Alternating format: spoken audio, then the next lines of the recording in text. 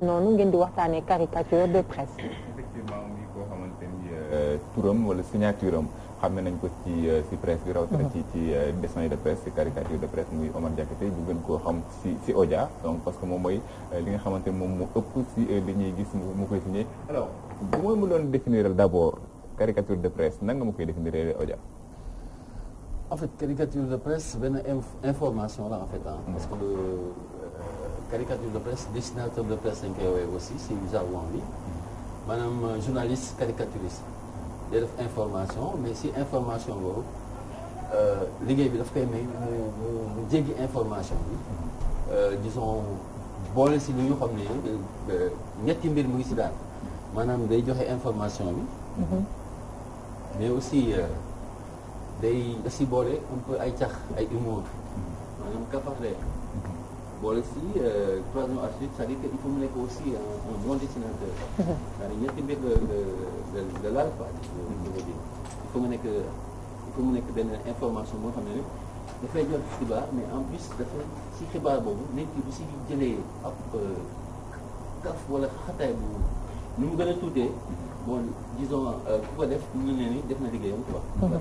donc caricature kii def caricature bi yemul ci mën a dessiner kese dafa war a xam nan la ñuy lire information d'abord pour mën koo joxe. waaye tout à fait il faut mu nekk un journaliste. maanaam dafay xam xibaar nga xam nu muy tasee xibaar donc comme ni ko waxee sànq dessinateur de presse ñetti casquette day nekk taskatu xibaar day nekk artiste aussi mais day nekk surtout humoriste. maanaam da ci boole ay caxaxle. loolu mooy aussi lal caricature. si frasque yi boo koy suivre lu bëri da nga siy gis déformation ak même s'il y a de l'information mais il y a une déformation lan moo ko waral. déformation mooy caricature en fait xam nga mooy exagération. maanaam xam naa boo nit ki boo koy dessiner. toujours day am ay aspects yu nga xam ne la ñuy wax ci tubaab di wax des traits saillants. maanaam ay mbir yu nga xam ne day boo ko yokkee wala boo ko wàññee moom mooy indi en fait reetaan bi daal. boo maanaam nit ki boo ko dessiné fexe ba dindi génne un peu caractéristique yi ma tudd noonu boo ko seetee nit ki bu ko gisee immédiatement day bu sourireul day ree su reetaanee nag bon loolu mooy affaire bi jàll na en quelque sorte. ñuy seetlu ni yaa ngi koy tudd léegi traits yi mais exagération par exemple quand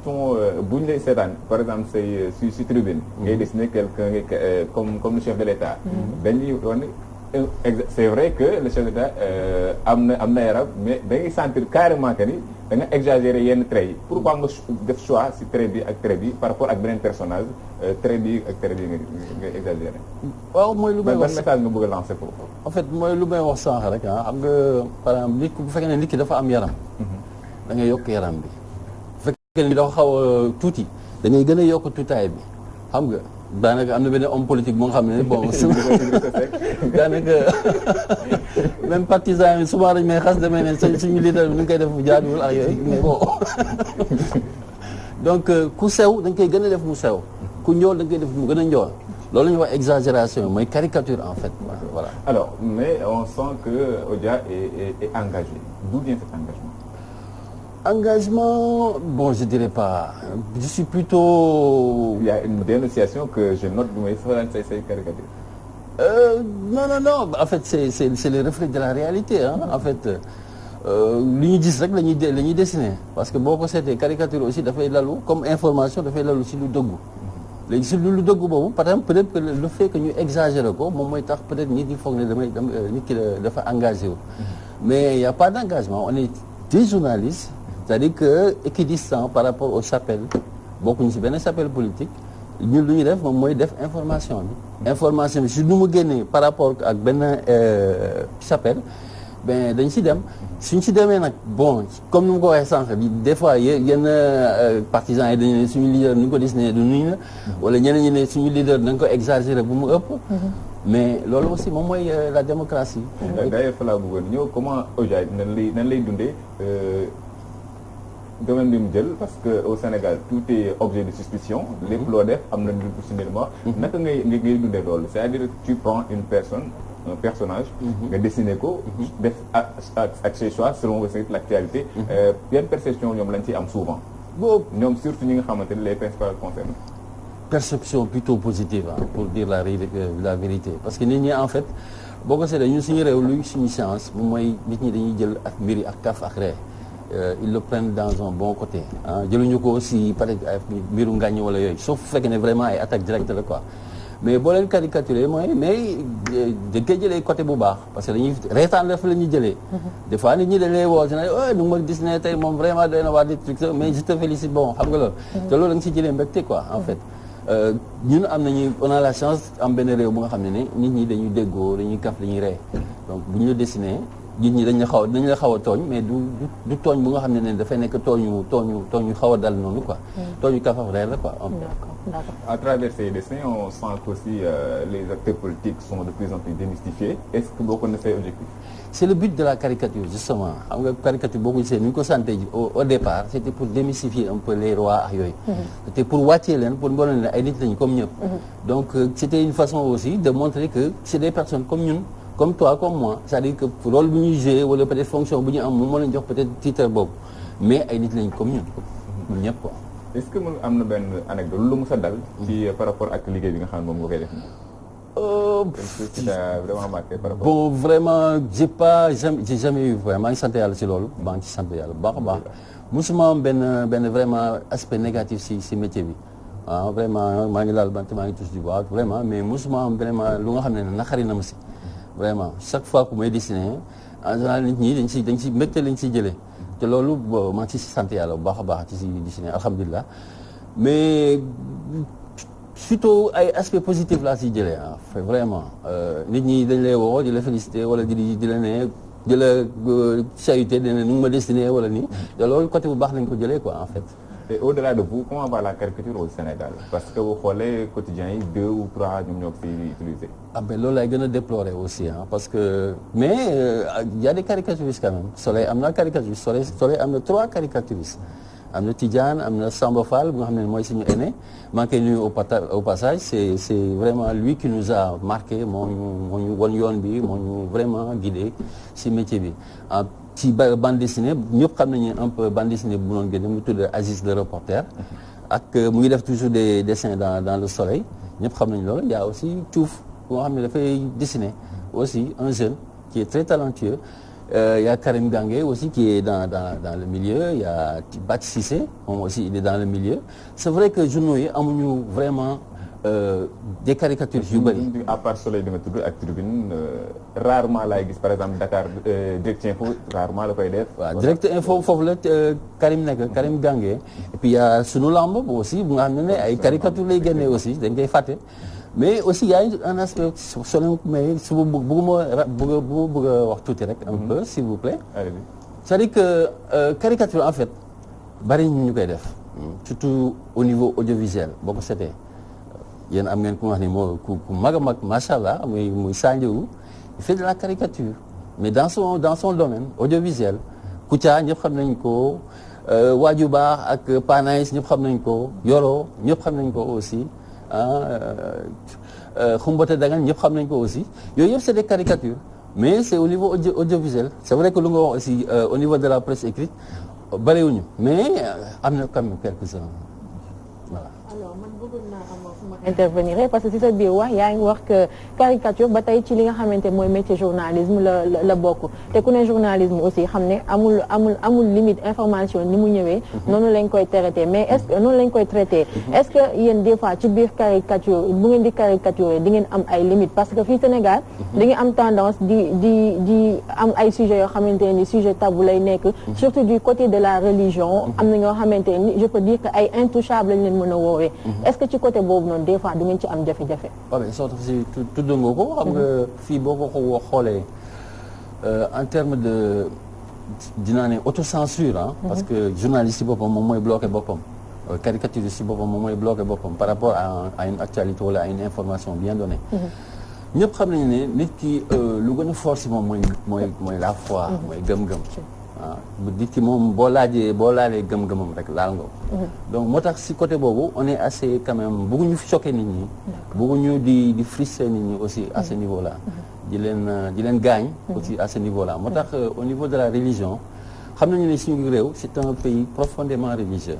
te ñun aussi on est très religieux boo ko seetee aussi. donc moo tax sur cet aspect là souvent dañuy dawal lu ñu wooyee autocensure. D'accord. voilà loolu moom am na moom mën naa ko wax quoi au niveau de la religion mais par respect justement pour la religion de l'autre. D'accord ok dafa am ngeen baal ma rek benn caricature bu ma yokk yi man mosuma xam ne sax déjà moom moo ko def je sais pas ndax Charles dina ko mën a jël dama ko gisoon mu neex ma tellement ma téléchargé ko sama téléphone mooy bi nga defoon concernant le xeesal nga def si Fatou Diazaka Ouzin Bërëm Bërigo et consort alors caricature bii nii naka la dikkee nga jël Fatou Diazaka Ouzin Bërigo ak yeneen personnage nga def leen ci non en fait xam nga nit ku nekk si li ngay yëngu si loolu lay gisee aussi si li ngay yëngu aussi si noonu lañ lay exagérer aussi bon xam nga Fatou Diazaka bon macha allah moom ma jabaru kii ñëpp xam nañ ko donc du ma mooy loolu ñëpp gis nañ transformation bu mu am voilà mu ngi noonu yaa lañ ko tudd man caricature benn affaire moo ma ci neex quoi dama ci gis aar bu doy waar bu yéeme non seulement boo gisee ki ñuy caricaturé di nga gis ne da nga ko déformer complètement mais soo ne ko jàkk rek xam ne diw la loolu moom ci gën a neex man ci caricature waaw soo ne dessin bi da ngay gis ni ñu ko transformé dañ ko transformé complètement mais soo ko xoolee rek xam ne diw la loolu moom ci gën a neex vraiment c'est vrai dama am lu ma déjà dama leen di féliciter quoi parce que en fait parfois nga tiim journal Sénégal ngay lire souvent say humeur li ngay lire daal di koy orienté nga mer wala nga kontaan wala nga jëlaat beneen conscience mais boo yegsee si souvent seen dernière page lañ fay faral di def wala avant dernière da ngay amaat beneen humeur boo xam c'est un peu plus jovial donc déjà loolu félicitations mu ngi wax effectivement si famille presse la ñu bokk mais ils vont au-delà du journalisme quoi xam nga parce que quand ils nous disent que dañuy exagérer ci fait yi donc je me demande est-ce que donc Assane il a le droit d'exagérer buy traiter une information donc en tant que journaliste beneen affaire moom mooy est-ce que déjà yéen a ngi bàyyi xel évolution bi war a am ci métier caricature boobu noonu parce que bu ñu xoolee au Sénégal depuis chaque année donc vente yi en matière de presse écrite dafay gën di wàññeeku donc est-ce que ñu ngi bàyyi xel alors ci en fait lendemain wu métier bi ci wàllu presse autre chose moom mooy côté dessin animé yi nga xamee ne que moom la ñuy faral di gis ci télévision lu ci ëpp wala boog 99% bi ça nous vient de l'extérieur yéen ñu nekk ci milieu bi est-ce que yéen a ngi bàyyi xel ci cadre audiovisuel bi ngeen defar seen ay propre production pour mën ñu ko présenter ci yoo xamee ne que c'est sénégalais en fait mën ñu ko présenter. ok pour ñu aussi premier aspect bi bu ngay wax ne un peu développement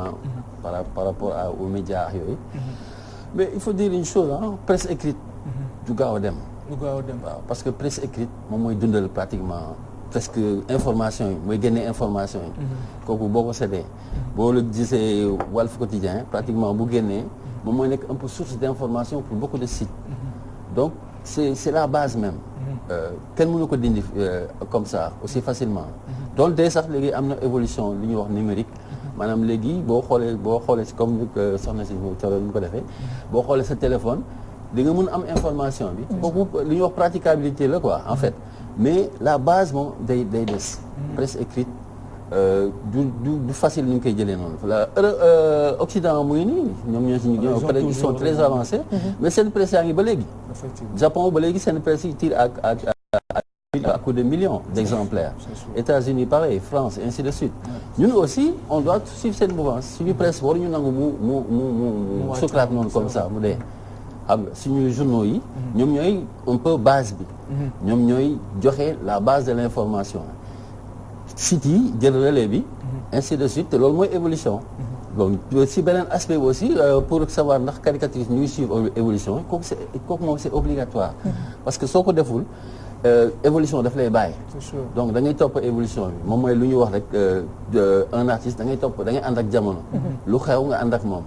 te lu xew moom mooy peut-être le numérique lu xew moom mooy internet boo si bokkul nag da ngay tardé voilà deuxième aspect bi la loo en fait est-ce que mooy ndax yéen a ngi préparé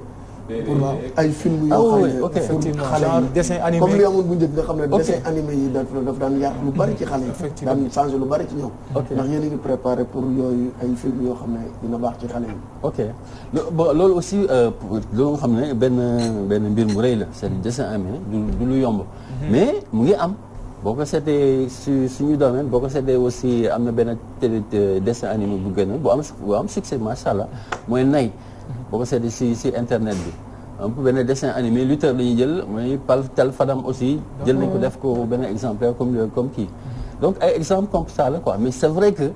développer lu nu mu war a développer mais parce que dafay laaj ay moyens te ay moyens yu bëri quoi il faut ay nit yu bëri il faut xaalis bu bëri xam nga loolu aussi dafay mooy la ko. Et sur les BD, vous y êtes déjà, je pense que vous avez déjà publié 2 ou 3. Oui, j'ai une bande dessinée, bon, on est publié naa ko, mais avec plusieurs auteurs. benn recueil la ñuy def ensemble, avec 5 auteurs africains. ñu ko tuddee l'Afrique en partage. ah def naa ko ak sama mag moo xam ne moom formé Tété France ñëpp xam nañ ko moom moo def góorgóorlu. ok xam nga bu nga xam ne def nañ ko sax de cinéma moom bokk na si am na ku ñuy wooyee Almata sama benn xarit camerounais la am na ku ñuy wooyee Hector Sono sama benn xarit aussi béninois la am na kenn ko tuddee Jason Kibiswa moom aussi congolais la quoi RDC donc ñun juróom la ñu boole def loo ñu ku nekk ba ay bande dessinée. D'accord. noonu la ñuy publier un peu on a publié 2014 lañ ko publié. D'accord alors bëggoon naa xam aussi pour caricaturer benn nit il vous faut combien de temps. oh loolu nag moom mooy xam nga mu nga toog. loolu mooy dans le jargon Assane c'est peut-être. boo amee sa feuille. dañuy wax l'angoisse de la feuille blanche. c'est-à-dire que am nga sa feuille. il faut nga feesal ko. te nga feesal ko lu nga xam ne vraiment dina dal xel. dina xam ne di nga si am contenté d'abord. parce que man en fait dessin tant que aw ma si contenté personnel. du ma kii. du ma la te moo tax des fois damay sama gars yi sax dañ may woo yow la ñu xaar xamuñ ci. tellement des fois. tu as envie da ngay bëgg a def lu nga xam ne du jaar yoon quoi. donc des fois mën nañu facilement. su actualité tàngee jër loolu taf idée ñëw mais des fois nag waaw des fois nag daf lay mais mënuñoo toog nii comme par exemple man ni ma toogee comme ni ñu toogee nii rek waaw oui après naa ko def daan may des après defal ma benn xool ma rek man Assane sax laa bëgg mu caricaturer ma ko le grand petit Assane mais daal pour nga caricaturer une personne moom ça dépend de l'évolution de l'information. ou bien humour yi pour quoi caricaturer une personne comme c'est question de secondes de minutes d'accord ok mais en fait luy problème bi moom mooy mooy information na nga koy génnee ak na ngay boolee lépp quoi na ngay traiter information ak message yi ngeen ciy joxe exactement nga xamante ne nii di ki koy lire di nga xam li nga bëgg a wax ak importance bi ci nekk te mën naa am sax bañ a am rapport ak leneen exactement loolu mooy importance loolu moo ci gën a am importance da ngay lire rek xam ne lii information bii nii lay traité exactement voilà alors mi ngi noonu Assane si su bëggee yokk benn mbir rek nga permettre c'est-à-dire que boo defee sa dessin bi aussi c'est-à-dire yëpp dafa war a jaar yoon autant def actualité bi autant texte bi aussi war na am importance xam nga war nga ko xool aussi tax ndax xool na amul ay fautes ak yooyu tout ça am na donc yooyu yëpp daf ci am solo d'accord d'accord alors mu ngi noonu caricature ngi noonu caricature de presse Assane ñu ngi lay jaajëfal bu baax di jaajëfal aussi monsieur Diakité kontaanoon nañ trop am na sur le plateau ñu bàyyi la nga daal di tàggatoo merci maa ngi gërëm ñëpp di gërëm Assane vraiment si invitation bi di si sargal di la gërëm aussi Thioro vraiment si invitation bi di gërëm aussi sama xarit yi nekk si plateau bi kontaan na d'accord ñun aussi kontaan nañ lool Assane yow aussi ñu daal di la bàyyi nga daal di tàggatoo yaa ngi jëf di la jaajëfal Fatou di ko jaajëfal moom it si disponible